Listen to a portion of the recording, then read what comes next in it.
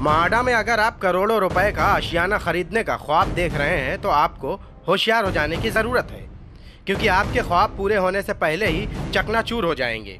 महाडा ने मुंबई में सबसे कम कीमत पर लोगों को आशियाना मुहैया कराने का सब्ज़बाग दिखाया है, लेकिन इस कम कीमत की स्कीम में सबसे ज़्यादा कीमत वाले जिस फ्लैट को महाडा ने अपनी मिल्कियत बताकर लोगों को फ़रोख्त करना चाहती है, वो बेचने से पहले ही तनाज़े में घिर गया है। दरअसल ये फ्लैट महाडा का है ही नहीं। इस बात को देखते हुए महाडा के खिलाफ मुंबई हाई कोर्ट में अर्जी दाखिल की गई है। महाडा ने अभी एक लॉटरी लगाई है साउथ बॉम्बे के 3 फ्लैट बेचने के लिए जी। वो 3 फ्लैट हमारे क्लाइंट की सोसाइटी के अंदर है। सोसाइटी के रिकॉर्ड के हिसाब से वो किसी और के महाडा का आज तक उसमें ना नाम निशान है। तो इस चीज को लेके सोसाइटी कोर्ट में गई है कि भैया जब महाडा की चीज नहीं है तो महाडा उसको ऑक्शन कैसे कर सकती है। जनूबी मुंबई के तारदेव इलाके में धवलगिरी बिल्डिंग में मौजूद 3 फ्लैट हैं, जिनमें से एक फ्लैट का रकबा 882 स्क्वायर फीट है।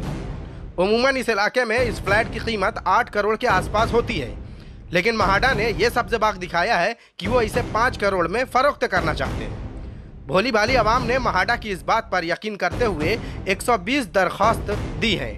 तो अभी ये विवेक एंटरप्राइजेस और महाडा का क्या इंटरनल लेन देन है, ये चीज हमको मालूम नहीं है। हमारे क्लाइंट ने कोर्ट में ये रिक्वेस्ट किया है कि भैया कोर्ट के सामने कागज लाके बतावे कि महाडा और विवेक एंटरप्राइजेस का क्या लेन देन है, क्योंकि बिगर कोई दस्तावेज किए इन लोग महाडा ये प्रॉपर्टी बेच कैसे सकती है।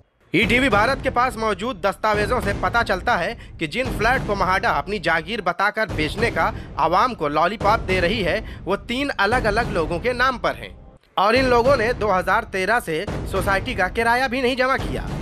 जबकि दूसरे दस्तावेजों में ये फ्लैट विवेक इंटरप्राइजेस नाम की कंपनी के फ्लैट हैं।